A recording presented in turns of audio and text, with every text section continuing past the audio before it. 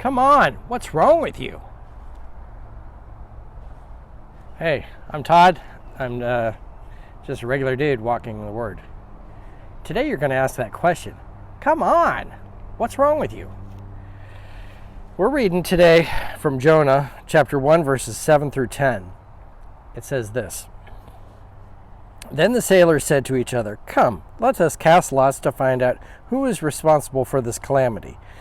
So they cast lots, and the lots fell on Jonah. So they asked him, "Tell us, who is responsible for making all this trouble for us? What kind of work do you do? Where do you come from? What is your country? And from what people are you?" He answered, "I am a Hebrew, and I worship the Lord, the God of heaven, who made the sea and the dry land." This terrified them, and they asked, "What have you done?" They knew he was running away from the Lord because he had already told them so. You ever run into people that, like, they're pagans, or they're not Christians, but they act more like a Christian than a Christian does sometimes? Anyway, let's talk about these passages here. Verse 7, they cast lots, and so that's like throwing dice or whatever, and that was a common practice at that time. But they were casting lots to find out who was causing this problem. So it fell on Jonah. So it fell on Jonah. In verse 8, they ask Jonah, the sailors, they ask him 5 questions.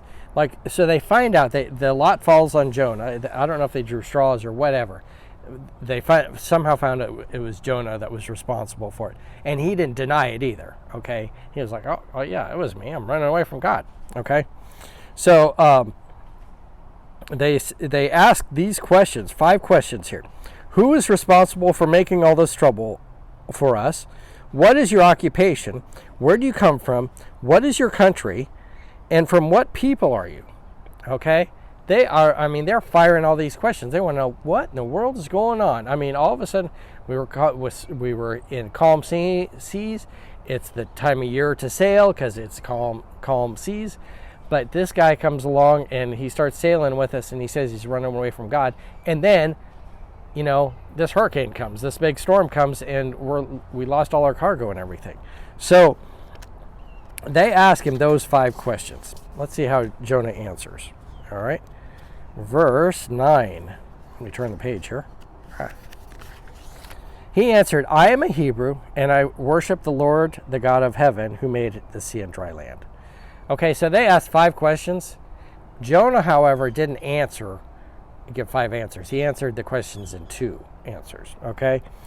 Jonah only said 2 things to answer their 5 questions. He said, "I am a Hebrew." That tells you where he's from and everything. I'm a Hebrew. And then he said, "I worship the Lord, the God of heaven, who made the sea and the dry land." In that phrase, he says, "I worship the Lord." He just described the Lord. And if you say, I'm the Lord God who made heaven, the sea and dry land, well, that's a foreign thing to them because they have gods for all these different things. But Jonah describes God as the God of creation. Okay, so that's like the God of the God of overall. Okay. And only 2 answers were needed. It may seem strange that Jonah claimed to worship this God when he did not obey him, and this is often true of believers.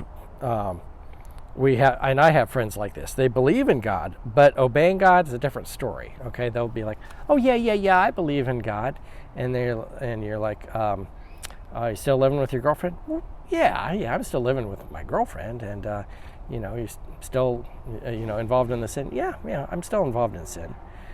So there's a difference between just believing in God and then obeying God. All right.